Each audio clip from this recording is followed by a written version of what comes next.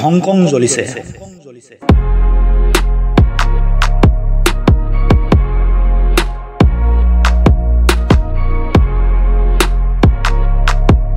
নো China এক্সট্ৰাডিশ্যন, free Hong Kong democracy নাও ধ্বনিৰে উত্তাল হৈছে হংকং। কঠোৰ হাতেৰে প্ৰতিবাদ দমন কৰিবলৈ পিউপুল লিবাৰেশ্যন আৰ্মীয়ে আশ্ৰয় লৈছে লাঠিচালনা, গুলীচালনা। এই পৰ্যন্ত ৩০০ জন প্ৰতিবাদকাৰীক আটক কৰি কাৰাগাৰলৈ নিক্ষেপ কৰিছে।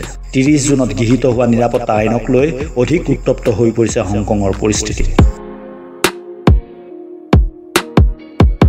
বিঘ্নিত হৈছে শান্তি শৃংখলা, অৱনতি ঘটিছে আইন শৃংখলাজনিত পৰিস্থিতি।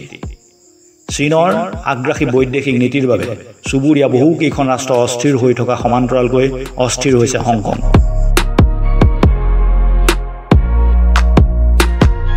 বহু সময়ত হংকং সুকীয়া দেশ নে চীনৰ ভিতৰুৱা চহৰ সেইলৈও ডিমত দেখা যায়।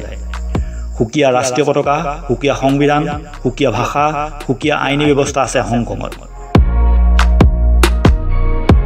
চীন প্ৰজাতন্ত্ৰৰ প্ৰশাসনিক অঞ্চল হিচাপে বিবেচিত হংকঙত আজিও বৰ্তি আছে গণতন্ত্ৰ।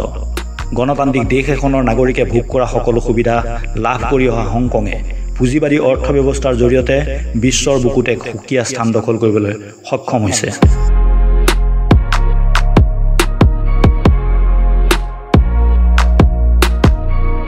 এতিয়া আহোঁ শেহতীয়াকৈ হংকং উত্তপ্ত হৈ উঠা সেই দুখন বিল বা আইনৰ প্ৰসংগলৈ। কি আছে জাতীয় সংগীত বিলত? এই বিল আইনত পৰিণত হ'লে কোনোবাই যদি চীনৰ জাতীয় সংগীতক অৱমাননা কৰে তেন্তে জৰিমনা হ'ব 50,000 হংকং ডলাৰ আৰু হ'ব 3 বছৰ পৰ্যন্ত কাৰাদণ্ড। এই বিলৰ প্ৰভাৱ হংকঙত পৰাৰ কাৰণ হ'ল হংকঙত কোনো জাতীয় সংগীত নাই।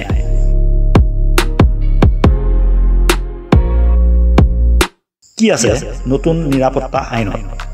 চীনৰ প্ৰস্তাৱিত নতুন আইনে দেশদ্ৰোহিতা, বিচ্ছিন্নতাবাদ নাশ কৰিব। হংকঙত ক্ৰমশ বাঢ়ি অহা অসন্তুষ্টি আৰু হিংসতাৰ বাবে এই আইনৰ প্ৰয়োজনীয়তা আছে বুলি কয় চীনে। সমালোচকসকলৰ মতে সংক্ষিপ্ত সংবিধানকে ধৰি হংকঙক যি স্বাধীনতা দিয়া হৈছিল, এই আইনে সেই স্বাধীনতা খৰ্ব কৰিব। 1997 চনত ৰচিত এই সংবিধানক প্ৰত্যাহ্বান জনাব এই আইনে। নাথাকিব বাক স্বাধীনতা, কৰিব নোৱাৰিব প্ৰতিবাদ, নাথাকিব বহুদলীয় ব্যৱস্থা, নাথাকিব সংবাদ মাধ্যমৰ স্বাধীনতা। সাউথ চাইনা মৰ্ণিং পোষ্টত প্ৰকাশিত এজন প্ৰতিবাদকাৰীৰ মনৰ কথা এনেধৰণৰ: হংকং চীনৰ অধ্যুষিত এখন চহৰলৈ ৰূপান্তৰিত হ'বলৈ গৈ আছে। আমি আমাৰ বাক স্বাধীনতা ৰক্ষা কৰিব বিচাৰোঁ। মাৰ্কিন বিদেশ মন্ত্ৰী মাইক পেম্পোৱে কৈছে, এই পৰিকল্পনাত হংকঙৰ স্বাধীনতাৰ মৃত্যু ঘণ্টা বাজিব। ব্ৰিটেইনৰ অধীনত থকা সময়ত হংকঙৰ জনসাধাৰণে ভোগ কৰা অধিকাৰ পাবই লাগিব। এই আইনৰ বিৰোধ কৰিছে অষ্ট্ৰেলিয়া আৰু কানাডাই। দেশ দুখনে চীনৰ সৈতে থকা হংকং বন্দী প্ৰত্যৰ্পণ চুক্তি বাতিল কৰাৰ সিদ্ধান্ত লৈছে। অষ্ট্ৰেলিয়াৰ প্ৰধানমন্ত্ৰী স্কট মৰিছন আৰু কানাডাৰ প্ৰধানমন্ত্ৰী জাষ্টিন ট্ৰুডোই চীনৰ বিৰুদ্ধে বিষোদ্গাৰ প্ৰকাশ কৰি চীনে হংকঙৰ মৌলিক অধিকাৰত হস্তক্ষেপ কৰিছে বুলি কয়। কানাডাই চীনৰ সৈতে থকা প্ৰতিৰক্ষা বাণিজ্য চুক্তি বাতিল কৰাৰ হুংকাৰ দিয়ে। অষ্ট্ৰেলিয়াই 1 লাখ হংকঙী লোকৰ ভিছাৰ ম্যাদ 5 বছৰলৈ বৃদ্ধি কৰা আৰু প্ৰয়োজনত নাগৰিকত্ব প্ৰদান কৰিব বুলি কয়।